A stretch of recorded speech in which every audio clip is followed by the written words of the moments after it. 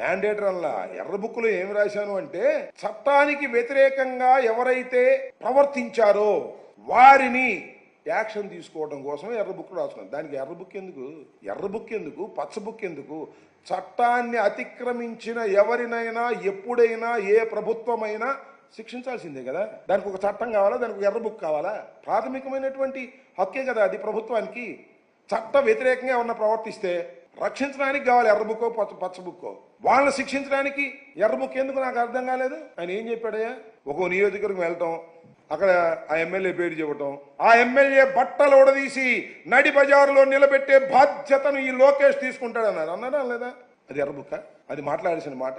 వాటిని అట్లా మాట్లాడచ్చు ఒక రాజకీయ నాయకుడు? ఒక ఎమ్మెల్యేని పట్టుకుని, ఇవాళ కాకపోవచ్చు అది ఎమ్మెల్యే, ఆ రోజు ఎమ్మెల్యేనే కదా, ఆ ఎమ్మెల్యేని బట్టలు ఉడదీసి నడి బజారు మీద నుంచోబెట్టే బాధ్యత నాది అని చెప్పావే నువ్వు. ఏంటిది? ఇదేనా నువ్వు చేయాల్సిన పని?